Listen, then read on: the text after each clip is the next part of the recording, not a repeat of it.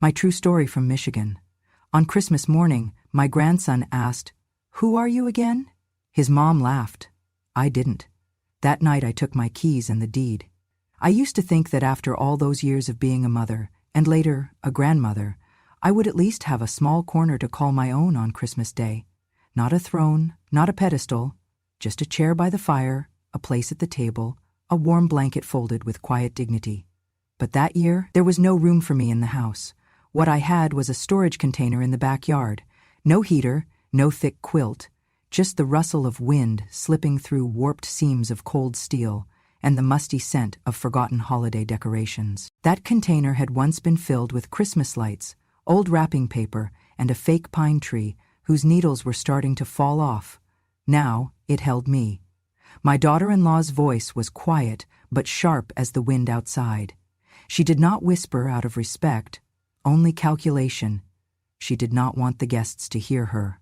"Mom," she said, with a look that scanned me from my knit cardigan down to my wool slippers, "the house is packed. These are people from David's office, real people, people with money. And you smell like one of those witches from old fairy tales, like mothballs and menthol, disgusting. And that sweater? God."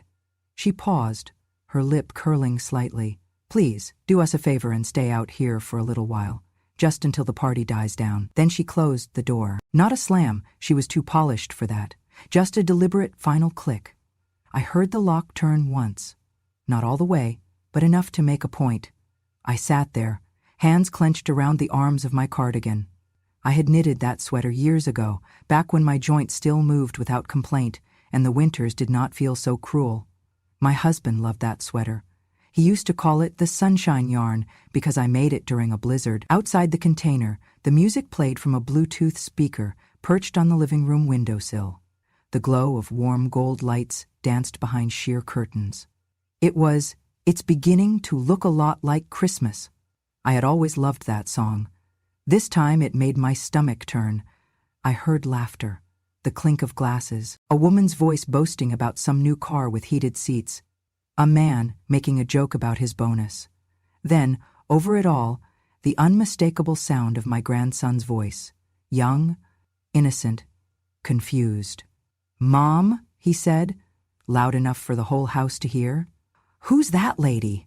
The room quieted just long enough to catch the answer. My daughter-in-law, in her calm, polished tone, the one she used for interviews and charity galas, replied, "Oh, I think she's just some neighbor dropping off a gift. Don't worry about it, sweetheart." Then came the laughter. Not cruel, not cackling, just effortless dismissal. The kind of laugh people share when something or someone no longer matters. And still, I sat there, in a steel box, in the bitter December cold of Michigan. The air was so cold, it bit into my lungs with every breath, and yet I did not move. I did not cry. I had cried once, years ago, at my husband's funeral, at the birth of my son, at the sight of my grandson's fingers curling around mine when he was sick with a fever and needed a story to sleep. Now, I just stared into the darkness. My hands trembled, not from emotion, but from frost. My cardigan was not enough. My boots were too thin. The blanket they had thrown in with me smelled of mildew. In that moment, I realized something both heartbreaking and strangely liberating. I was not part of this family. Not truly. I was a relic they tolerated when convenient, a burden they concealed when inconvenient. To my grandson, I was not grandma. I was that lady. To my son, I was not mom. I was someone he allowed to linger in the margins of his life until she embarrassed him. To my daughter-in-law, I was something to manage, to contain.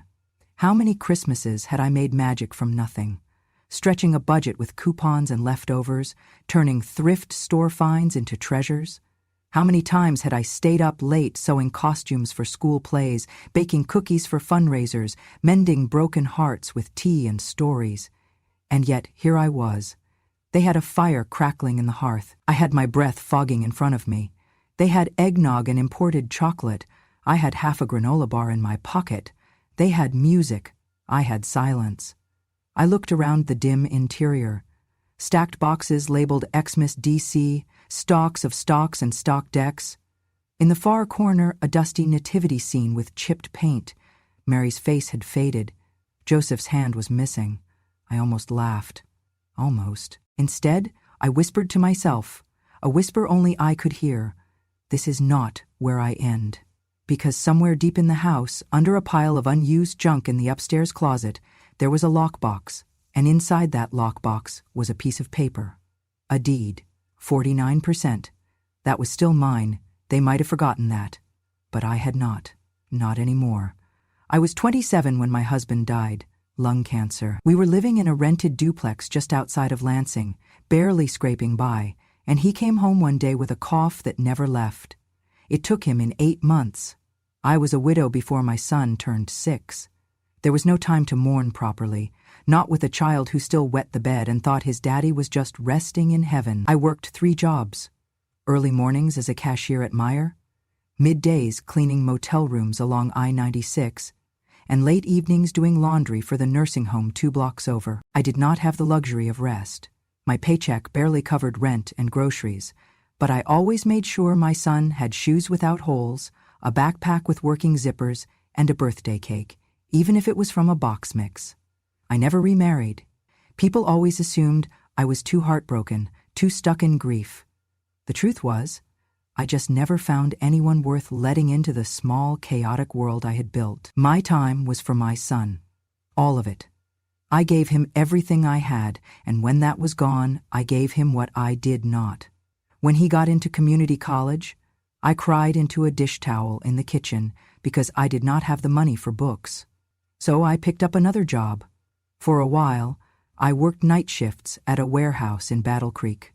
The drive was awful in the winter, but it meant tuition got paid. When he transferred to Michigan State, I sold the only thing I had left that was mine, a tiny plot of land my daddy left me near Houghton Lake. I had always dreamed of building a cabin there someday. Instead, that money went to tuition and a used Honda so he could get to class without borrowing rides. I told myself it was the right thing to do. He graduated with honors, got a job in Grand Rapids, met his wife at a fundraiser for an animal shelter. I was proud, even though she always looked at me like I was someone who had tracked dirt onto her clean floor. When they said they wanted to buy a house and needed help with the down payment, I did not hesitate. I had been saving for decades, modest little sums, tucked away every month from every paycheck. No vacations, no new furniture, just steady discipline. That money was supposed to be my safety net in old age, my cushion. But instead, I handed it over. The house they picked was just outside of Lansing. 4 bedrooms, a finished basement, a backyard with enough space for a swing set. They said it was perfect for building a future. I co-signed the mortgage and handed over my savings. At the time, we agreed it would be in all 3 names, mine, my son's, and his wife's. I did not push for that. They offered. They said it would make banking easier, help with refinancing later. I told them I trusted them. I did. At the closing table, I smiled like it was the happiest day of my life. They moved in first. I joined later, after giving up my apartment. At first, it felt like a fresh start. I had my own room, and they seemed grateful. My daughter-in-law even made me tea once. But slowly, things changed. The thank yous stopped. Then came the silences, the glances exchanged across the dinner table. The nights I was not invited out for family dinners. The days I came home to find my things moved without asking. And then one day, my daughter-in-law asked me to sign some papers. She said they were just to simplify ownership, for future estate planning. I did not understand the legal terms. I was tired. I trusted them. But I did not sign everything. Call it intuition. Call it an old woman's last act of rebellion. But I kept my portion, 49% of the ownership. I did not tell them. I just quietly insisted that my name stay on one part of the deed. It was not enough to control anything. But it was enough to mean something, enough to matter, just in case. Maybe, I told myself, they will need me again one day.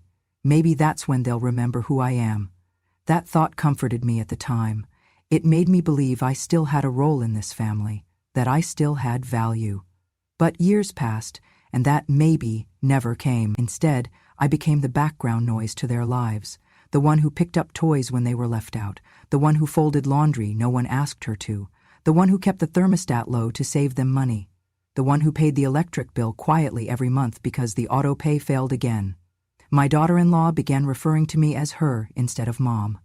At Thanksgiving, I was asked to sit in the den because the table's tight this year. When guests came, I was introduced as David's mom. She lives with us sometimes. I had become a ghost in the very house I had helped build. And yet I stayed. I stayed because I remembered the little boy who once slept curled up beside me during storms. I stayed because I remembered the man who once held my hand after his first heartbreak. I stayed because I thought that was what mothers did.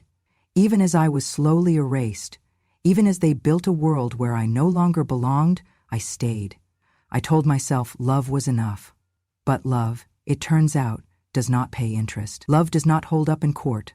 Love does not keep you warm in a storage container on Christmas Eve. What I had left was 49%, not of their love, not of their respect, but of the house.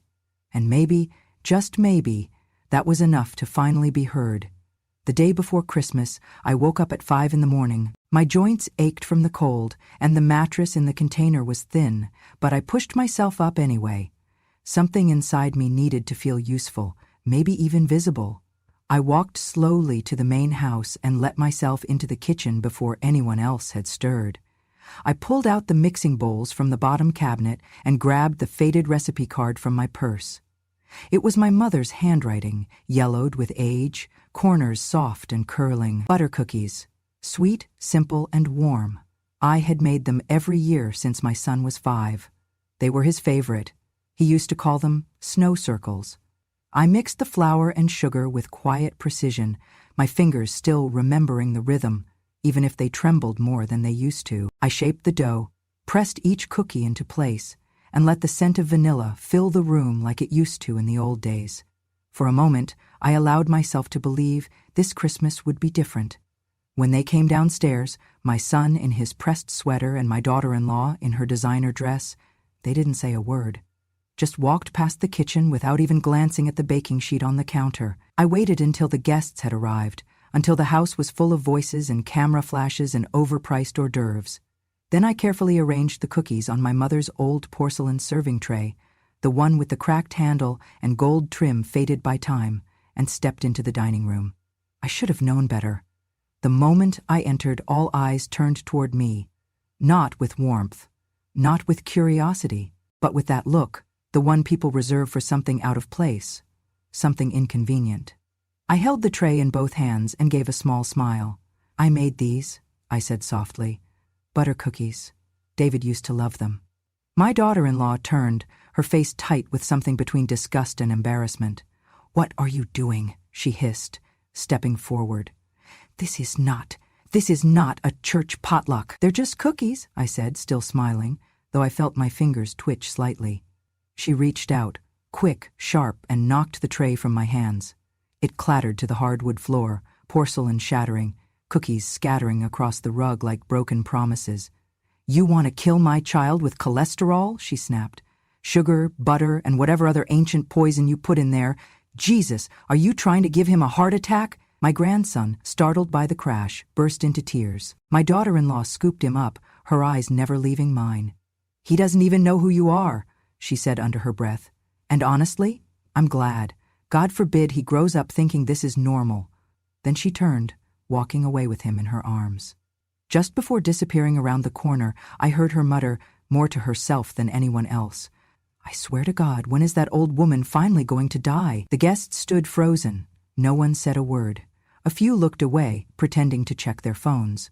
One man coughed awkwardly, and I crouched down. My knees popped and my hands stung from the fall of the tray, but I reached out, piece by piece, collecting what was left of my offering. Crumbs stuck to my palm, the scent of warm butter lingered, cruel and nostalgic. I did not cry. I felt tears pressing at the back of my throat, but I swallowed them. I had learned over the years how to swallow everything: love that went unreturned, effort that went unacknowledged, pain that went unnoticed. As I gathered the broken cookies, I thought about the lockbox upstairs, the one buried behind winter coats, in the hallway closet. Inside it was a folder, and inside that folder was a deed. 49%. I had signed almost everything away, but not all. Something inside me had held onto that sliver, maybe out of fear, maybe out of pride. Maybe, deep down, I had known this day would come. And then there were the utility bills, the electricity, the gas, the property taxes, all still in my name, not because I had insisted, but because they had forgotten, because they had been too busy, too distracted, too indifferent to switch them over. Every month, I paid those bills from my own account, quietly, without complaint, without thanks. They had the house, but I still kept the lights on. And now, standing in a room full of laughter that had nothing to do with me, surrounded by strangers who thought I was a stranger too, I finally saw it for what it was. This was not my home, but it was not fully theirs either. Not yet. Not if I did not let it be. It started with a photo. I was scrolling through Facebook on the old iPad my grandson used to play games on. I did not check it often. My eyes were not what they used to be, and most days I was too tired. But something in me, maybe curiosity, maybe a need to feel connected, made me open it that morning. My daughter-in-law had posted Christmas photos, the kind with bright filters, coordinated outfits, and perfectly arranged smiles. I tapped one with my crooked finger and waited for it to load. There they were, my son, my grandson, and her, posed in front of the fireplace. The stockings I had sewn by hand years ago were still hanging. The tree behind them was lit with warm white lights, and the floor was scattered with gift boxes, wrapped in paper I had bought. And yet, I was not in the photo. That made sense at first. After all, I had not been allowed in the house that morning. I was in the container. But then I scrolled further. There were pictures from Thanksgiving, from the summer barbecue, even from my grandson's birthday party last March, all posted publicly. Dozens of photos. Not a single one had me in it. Even the ones I remembered being part of, where I had stood behind the cake or handed over the candles, had been cropped. You could still see the edge of my cardigan or the tip of my hand, but never my face, never my name. One caption read, "Just us, our little family, so grateful, just us." I zoomed in, scanning each image like I was looking for evidence in a crime scene. And that is how it felt, like I had been erased. Not ignored, not forgotten, deliberately erased. I clicked on her albums. Years' worth of photos. Not a single birthday card I had written. Not a single mention of the woman who paid the mortgage for 3 years while they got on their feet. I clicked back to my own profile. I had 6 friends, most of them inactive. My last post was from 2 years ago, a photo of my grandson in a Halloween costume. It had 1 like, mine. I stared at the screen for a long time, not because I was surprised, but because something inside me broke, quietly, without noise. Later that evening, I decided to ask. I called my son while he was driving. I could hear traffic in the background, the blinker ticking. "David," I said gently, "I noticed something on Facebook." A pause. "What about it?" "Well, I just saw the photos from Christmas, and I wondered why I wasn't in any of them." Silence. Then laughter, but not the kind that warms, the kind that makes you feel foolish. "Mom," he said, "it's just Facebook. It's not real life." But I was in some of those moments. "You remember at the birthday party?" "Mom," he interrupted, voice turning sharp. "Social media is a space for curated content. You wouldn't understand. It's for our generation. You don't need to be in everything." "I'm not asking to be in everything," I said, a little quieter now. "Just, I didn't expect to be erased." Another pause. Then, flatly, "Mom, the internet's not for you. Please don't make this a thing. Just stay off Facebook. It's better." He hung up before I could say another word. I sat there, phone still pressed to my ear even after the call had ended. The words swirled around in my head like a cold wind. "It's not for you. You wouldn't understand. Stay off." I was not angry, not yet. Anger needs oxygen. I was weightless, unanchored, like a photograph that had fallen behind a cabinet, collecting dust. That night, I lay in the container again, wrapped in every blanket I had. My fingers were stiff from the cold. I stared at the ceiling, lit dimly by the spill of porch light through the slats. I thought about what it meant to be invisible, not just in a house, but in memory, in record, in history. What do you call a life that has no witness, a love that leaves no evidence? I began to remember other things, other moments that had seemed small at the time but now formed a pattern. How my name was no longer on the emergency contact list at my grandson's school. How the family Christmas cards stopped arriving in envelopes addressed to me and instead went to the Johnson family, as if I were a boarder or a ghost. How the neighbor once asked if I still lived there, and my daughter-in-law had said, temporarily, just until she finds a place.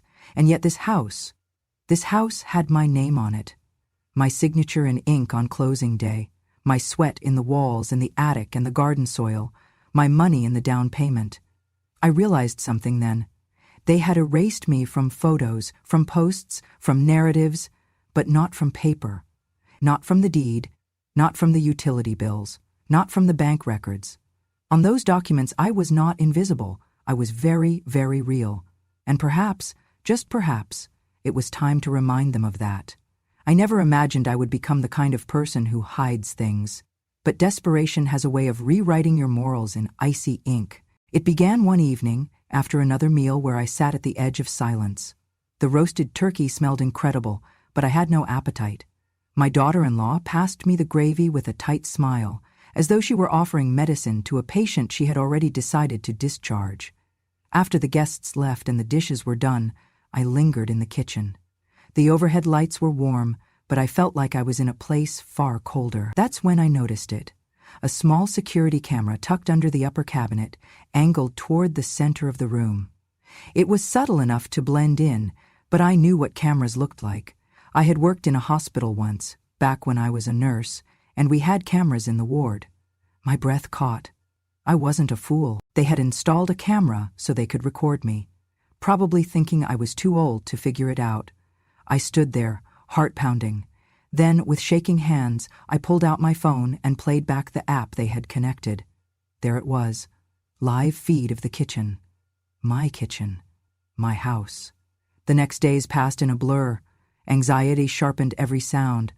I found myself whispering into empty rooms just to test if anyone was listening. I downloaded the app and began reviewing hours of footage. I felt sick at what I saw. There was the day my daughter-in-law muttered, loud enough for even her mouth to frame the words but low enough that guests remained polite. She is completely useless. She never cleans right, never cooks right. She just sits and breathes, taking up space. Seconds later, condescending laughter. There was a clip of my son in the living room with his office buddies, talking about the old woman who still thinks she owns this place. I mean, she signed over 51%, but come on. We run the joint. She doesn't even know how to turn on the oven. They laughed at that. Then, back in the kitchen, one evening after a fight about the thermostat, Mom's energy bill last month was through the roof. We have to pay it ourselves, she told him. He shrugged. She does not contribute. She sighed. That woman is a parasite. The word stung worse than the cold. And there it was, too, a clip I recorded the same night I was shoved into the container. Her voice, clipped and clinical. I swear, if she'd just died already, we'd be better off. Merry Christmas. I paused the playback. My hands were trembling so badly I had to set the phone on the counter and clutch the edges to steady myself.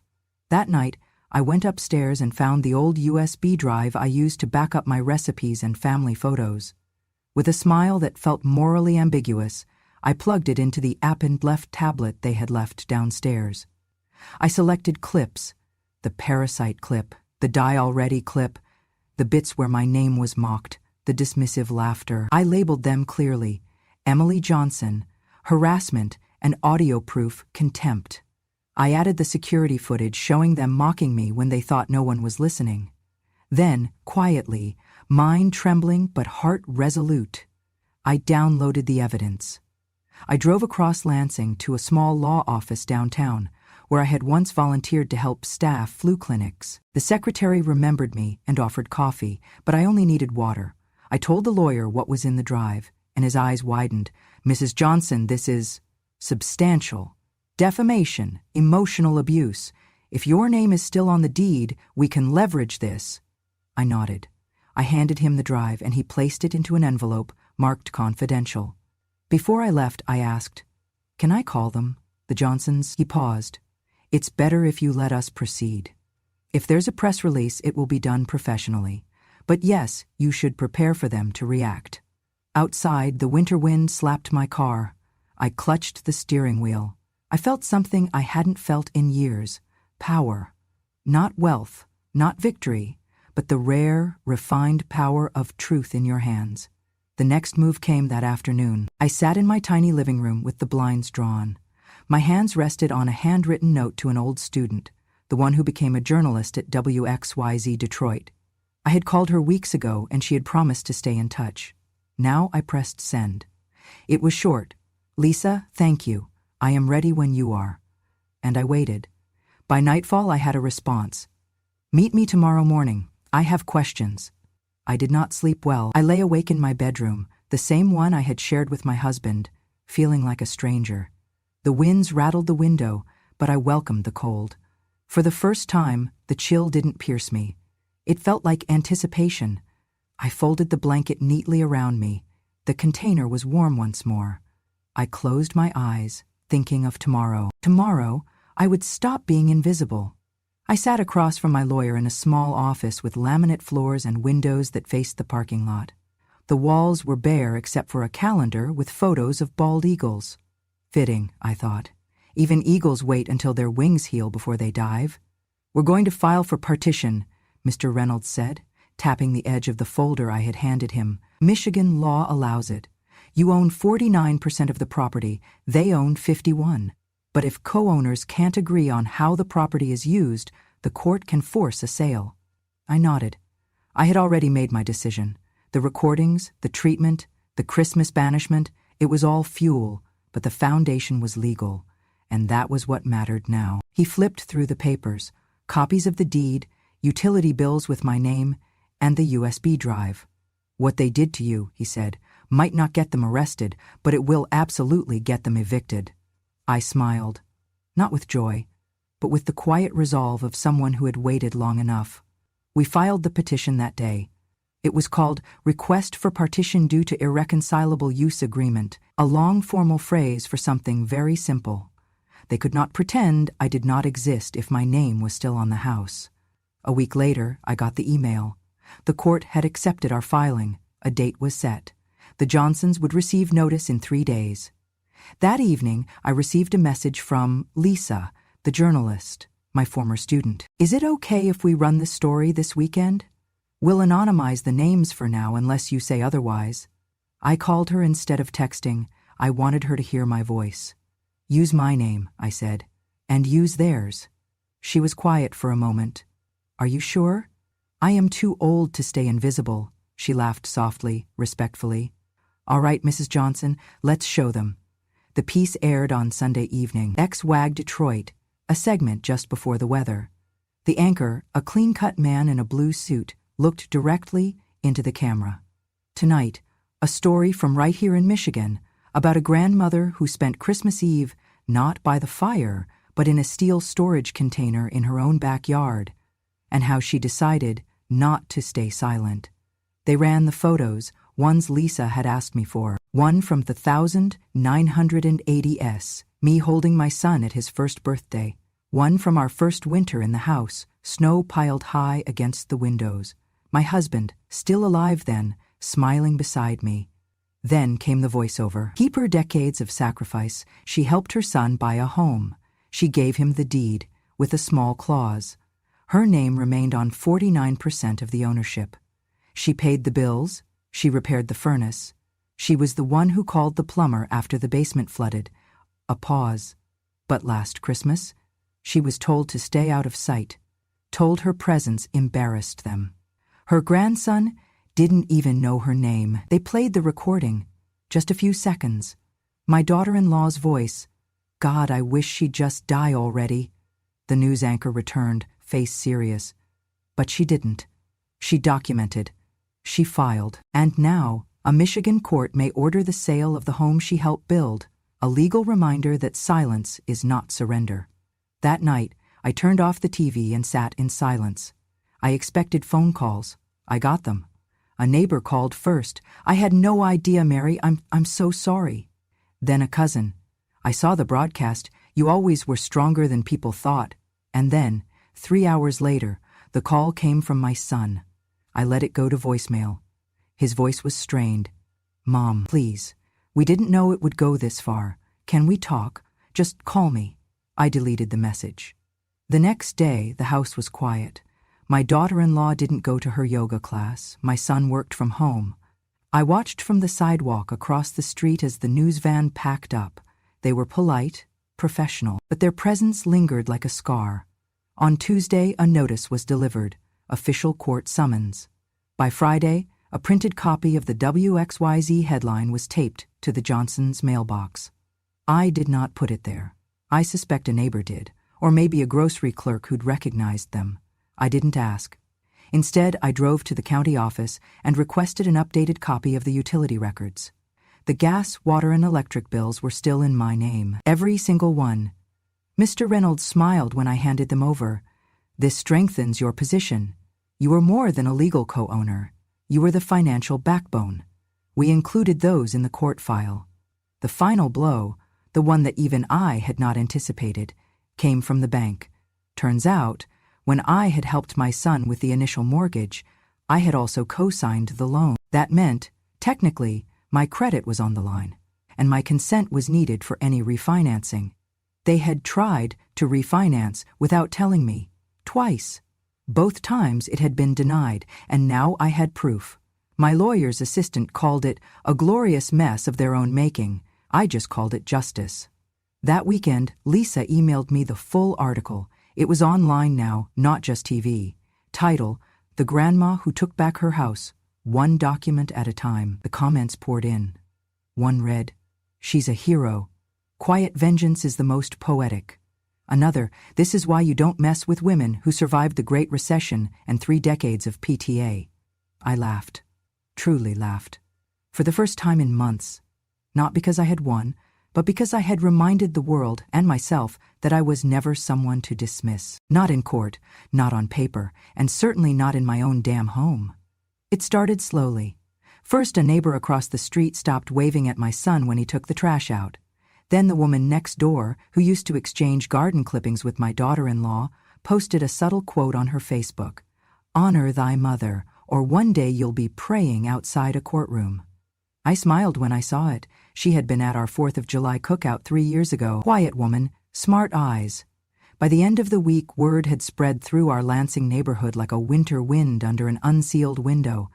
Everyone had seen the story. The woman in the container, the quiet lawsuit, the taped recordings. At first, I thought it might blow over, but I underestimated the Michigan grapevine. The morning after the story aired, a sheet of printer paper had been duct taped to the Johnsons' front fence. In bold block letters it read, A family that hides their mother will lose their home. It was gone by noon, but not before 5 neighbors saw it. One of them took a photo and sent it to me with a heart emoji. I didn't reply, but I saved the image. I let the pressure build. Then, I made the call. A real estate agent named Sharon came over 2 days later. She was practical, efficient, and wore snow boots with her power suit. I liked her immediately. This is an unusual listing, she said, reviewing the paperwork. You own 49%, and they can't buy you out? They do not want to. And I no longer care. She looked at me over her glasses. You want to sell your share publicly? I nodded. Sharon's assistant came out the next morning to measure the lot, take photos of the siding, and confirm that yes, the backyard container was still locked shut. It was rusting now. Fitting. By Friday afternoon, a large white and blue sign was staked into the snowy front lawn. For sale, due to co-owner disagreement. Infuriated with agent. My daughter-in-law came home just as they were hammering it in. I watched from across the street. She parked, stepped out, saw the sign, and froze. She ran to the front porch, fumbled with her keys, and slammed the door behind her. Within the hour, my son called. This time, I picked up. Mom, he said, voice shaky. Can we meet? Please? I agreed. We met at a cafe halfway between our houses. Neutral ground. He looked like a boy again, sitting there with his coat unzipped and his hands stuffed between his knees. Not the man who once called me forgettable behind my back. Why are you doing this? he asked, eyes red. You always said this house was our home, that you wanted it to stay in the family. I did, I said, stirring my tea. But you stopped treating it and me like part of the family. He rubbed his eyes. It was never meant to go that far. I set my cup down. You locked your mother in a container. He went quiet. I leaned forward. You erased me from pictures, from your child's life. You let your wife say things I would not repeat in church, and you said nothing. He looked down at his lap. But now that it's on TV, I continued, now that your neighbors are whispering, now you care. He whispered, I am sorry. Good, I said, but sorry does not change deeds, legal or emotional. Back at the house, the sign remained. Neighbors began slowing down as they walked their dogs. One woman took a selfie with the sign behind her and captioned it, Accountability looks good in blue. I started receiving baked goods, banana bread, a tin of cookies, even a casserole with a sticky note. You taught my daughter in 1984. She says you were the reason she went to college. The irony wasn't lost on me. I had never felt more visible. A few days later, my daughter-in-law showed up at my doorstep. Not their doorstep, mine. It was dusk. She wore no makeup. Her eyes were swollen. She held a baby blanket in her hands, the one I had knitted when my grandson was born. Can I come in? She asked softly. I didn't answer immediately. I looked down at the blanket, then back up at her. She said, I don't want your share of the house. I don't want anything. I want you to call off the sale. Because of the neighbors? I asked. She shook her head. Because I am ashamed. And because I forgot what kind of woman you are. She stepped forward, offering me the blanket. I took it, not because I forgave her, but because I had made it with love. And love, even neglected, still had weight. I do not hate you, I said. But this house is not a reward anymore. It is a mirror, and I will not spend another year looking into it and seeing nothing looking back. She bit her lip. Is there anything we can do? I stepped back and gently shut the door. Not a slam, just a close. That night I stood on the porch and looked at the sign. My name was in bold letters under co-owner. For the first time, it felt like more than just a line on a deed. It felt like justice finally had my handwriting. And I slept that night without locking the door, because there was nothing left to fear. New Year's Eve. Snow drifted softly across the Michigan yard, settling like memory over every frozen blade of grass. I returned to the house, not to be welcomed, but to finish what I had started. I did not knock. I used the same key I had never handed over, the one I kept on a chain around my neck beside a worn St. Christopher medal. I turned the knob slowly and walked in like I used to, like it was mine, because it still was. Inside, they were scrambling. Papers were strewn across the dining table, toy trucks half-packed into bins, blankets rolled but forgotten. My son's face was pale. My daughter-in-law looked like someone who had just remembered too late that actions have consequences. She rushed to me, hands trembling, grabbing mine as if the same fingers she once ignored now held salvation. Mom, please. I was wrong. I know. Whatever you want, just don't sell the house. We have nowhere else to go. I gently pulled my hand away, not with anger, not with cruelty, with finality, the way a teacher closes a gradebook on the last day of school. My son stepped forward. His eyes were swollen, red at the corners. Mom, if you do this, we lose everything. This is where we're raising our son. This is his home, your grandson's home. I stayed quiet for a long moment. Then I looked at the wall behind him. A picture frame hung slightly crooked, one of the few they had not packed. It was a photo of him at age 8, holding a tray of butter cookies I had baked for his school party. He had been missing his 2 front teeth. The smile was wide, unfiltered, unashamed. I unzipped my bag and pulled out a small wooden box. I placed it on the coffee table between us and opened it slowly. Inside was the original copy of that same photo, creased, yellowed with age, edges curled like petals from years of handling. The date was scribbled on the back in my handwriting, December 1993.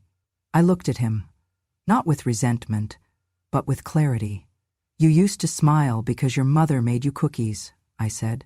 Now, your mother smiles because you no longer have a place to eat them. My daughter-in-law collapsed onto the couch, her sobs filling the corners of the room. My son stood still, paralyzed between guilt and disbelief. I turned. No need for a hug. No need for a holiday greeting. No need for words that had long ago lost their meaning. At the doorway, I paused. I used to be silent just to keep this house together. But you taught me something I never knew. I looked back once, only once. Silence doesn't earn love. It erases you, and then I closed the door behind me. This time, it was not the door of a family home. It was the door of a quiet freedom, long delayed, but finally and rightfully mine. If this story reminded you of someone, a mother, a grandmother, or maybe yourself, do not let it fade into silence, because silence does not protect us, it buries us. And sometimes the most powerful thing a woman can do is remember everything and speak. Thank you for listening to my story. If you believe stories like this matter, if you believe wisdom has no expiration date, subscribe to Grandma True Stories, where silence ends and truth begins.